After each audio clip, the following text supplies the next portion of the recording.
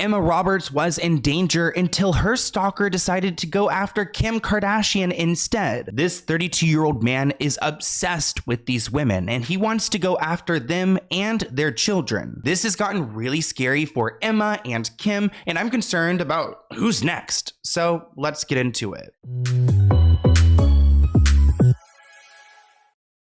Unfortunately for Kim Kardashian, she has more in common with Emma Roberts than just working on American Horror Story together, because it looks like Emma Roberts' stalker has now become Kim Kardashian's stalker. We cover celebrity stalkers frequently on this channel because I think it's important to talk about. I think it's a mental illness that we don't talk about enough, and oh God, we know the state and the police do not protect people who are threatened by these mentally ill people who are seeking out something from them that they do not deserve. These parasocial relationships are going crazy. Now, before we get into the nuts and bolts of this story, you guys know I like to do my research and I want to figure out who this stalker is. Who's this guy that feels entitled to Emma Roberts and now Kim Kardashian? Now, this is the only picture I could find of Melvin. Now, his name is Melvin Jeffrey Conley, and it looks like he's 32 years old. Off the bat, it's a major red flag to me when someone doesn't have a social media history. We've all been on social media. You know, you can get some things removed, but you can find things on the internet about pretty much everyone, whether it's Facebook or, you know, Twitter, MySpace, who knows. But when it came to Melvin, I couldn't really find much. I found this one profile where it seems like he is from Georgia. He's tried to pursue some type of like influencer film career. I can't find any social media pages that are associated with this name or any like adjustments to this name. Of course, I try like Mel Conley and Melvin Conley and all these different things. I can't really find anything. I tried to like reverse search this picture, couldn't find much, but it looks like, yeah, he's from Georgia. He's 32 years old, which I'm like, another major red flag. Like, what type of 32-year-old, you know, decent looking man is out here stalking women like this? But you know, Emma Roberts and Kim Kardashian, they're particular people. Let's start off by talking about what Melvin did to Emma Roberts, because this is horrifying. American Horror Story couldn't make this up. So this guy not only broke into her home, but used her phone to call her. Reports write that Emma Roberts has the law on her side as she takes steps to protect herself from a man who broke into her home and called her cell phone using her home phone. Looks like Emma's 3-year-old son also got protection under this order after Emma claimed that Melvin mentioned her kid by name, making her concerned about his intentions. Now, it looks like Melvin broke into Emma's home on either May 7th or May 8th while she was away. Emma Roberts' home gets broken into after an alleged stalker reportedly called her from inside the house. What in the literal Scream 4 is happening? Which is so scary, to like leave your home, to leave your safe space, and to have someone violate it. I mean, obviously, it's better that she was away opposed to being at the home, because who knows what he would have done. So Melvin saw the phone in the home and he decided to call her, and she realized that she got a phone call from herself. So it must be like a family member or something. But he identified himself on the phone when Emma called back, because she assumed, you know, something's going on at home. Let me dial back.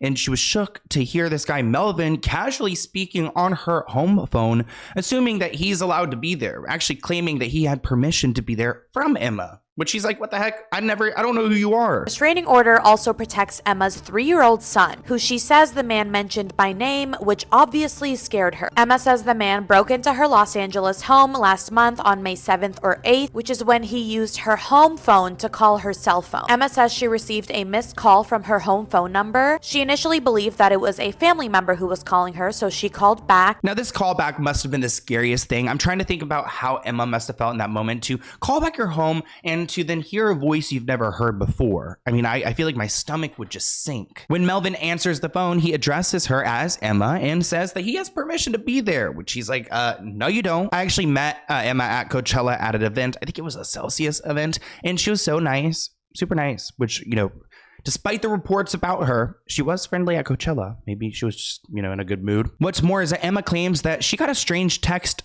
from Melvin, and she says she's living in fear that he's going to try to come back to her home. So of course the judge decided to issue a restraining order. Melvin addressed her as Emma and claimed that she gave him permission to go into the house and stay there. She also says that he sent her a strange text. The judge signed off on a permanent restraining order. Now, Emma may have won this round, but stalking's like a mental illness, in my opinion. Again, I'm not qualified to speak on this. If you are, or if you have knowledge, comment below, because I want to hear you guys comment. I probably could ask like ChatGPT, but I feel like stalking has to be some kind of mental illness or a symptom of this mental illness. So, a piece of paper from a judge, that's not going to cure someone. That's not like a prescription or, therapy. In my opinion, I feel like it gets them even more riled up. This report writes that Kim Kardashian has a scary connection to Emma Roberts. They both were victims of the same stalker. According to documents, Kim actually got a call from Emma Roberts warning her about a man who had broken into Emma's house and told her about his desire to make contact with Kim and her kids. So listen to me. Emma not only had this situation go down at her home, but she received this warning from Melvin, I guess, on the phone call, maybe in the text message, saying that like, hey, just so you know, I'm after Kim too and her kids. What is up with this 32-year-old man? Does he not have anything better to do than to go after these women and their children? Now, the day after Emma Roberts had this stalker break into her home, which was he not locked up? I guess not. I feel like these stalkers are brought into the police station and then they're just allowed to go. And of course, he went on the next day to visit Kris Jenner's house and told security he thought he was at Kim's house and that he was her longtime manager and a player with the Toronto Raptors. And he said that he had an appointment to meet her that day. What's Melvin's plan once he gets there? What does he plan to do to these women? Last month, Melvin showed up at Kim's Malibu home where he was confronted by security along the perimeter fence. He told security he was going to jump the fence, but that effort was thwarted. Kim says in legal documents that her Malibu home, it's not easy to find. It's not publicized, so he had to go really far to, one, figure out where this home is, and he's also expressed that he wants to make contact with Kim and her kids, which has led Kim to feeling concerned, worried, and experiencing severe emotional distress. Unfortunately, this isn't Kim's only stalker. She's had a bunch, and some even recently, as of last year. This man named Jone actually went and broke into Kim Kardashian's gated community before he was arrested. Although he reportedly did not manage to set foot on her property, he did get into the community, which is enough for me. What's scary about Jone, I can't pronounce his name. I think it's Jermoni. I've heard a few different people say, I don't think it's Jermone, it's like Jermoni. Anyways, what's interesting about this stalker is that they are severely convinced that they are with Kim, that they are married to Kim, have purchased very expensive gifts for Kim, which has made Kim really scared.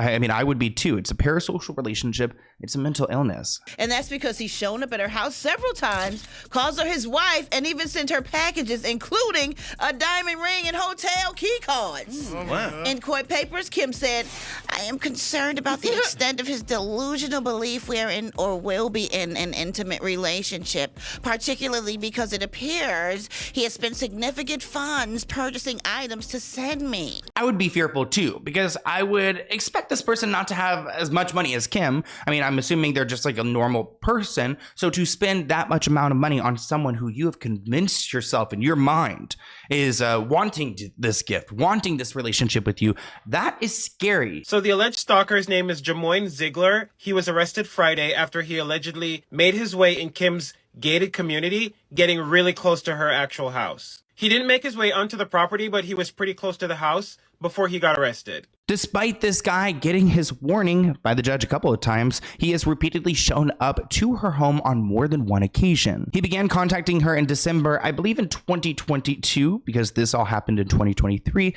and then he began to show up to her home, which I also wonder how he went about contacting her, whether it's like through letters. Did he get her number and start texting her? They did a criminal background check into this man and realized that he also has weapons and has made threats in the past, so he's considered dangerous. So there's two guys right there after Kim. There's a third one I found online, Andre, who believes that he is able to telepathically connect with Kim Kardashian.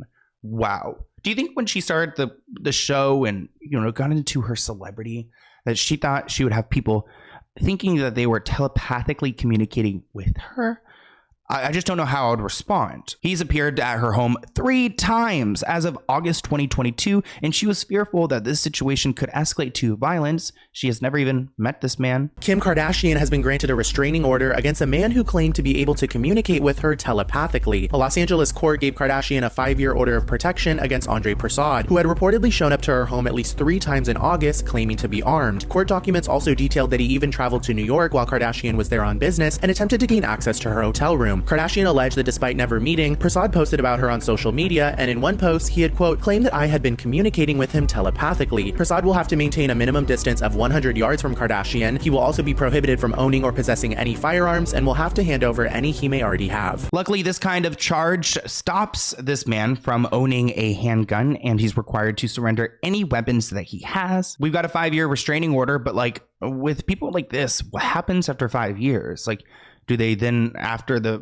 last day goes by, they show up ready to seek their revenge? Thankfully, these situations aren't going to stop them, but I don't think it's okay. I don't think it's okay that these celebrities have to live in fear. I don't think it's even part of being famous. I mean, yeah, the attention, people are going to pry into your private lives, but breaking into your homes, speaking about your children, those are things that I find unforgivable, and I do believe that the justice system needs to rewrite what it means to be a stalker and what kind of implications that has, because I think, this is an assumption, but countries like the United Kingdom, we see the stalking situations there, like with Harry Styles, and they get a lot more protection and a lot more punishment for those crimes, and a lot of mental evaluation. So I think that's something they should probably look into. If they want to get you, they'll figure out a way. Yeah. And by them, I mean the U.S. government and the police force and society. But anyways, Kim and Emma both starred in American Horror Story together. Maybe that's why he jumped from Emma to Kim. I don't know why.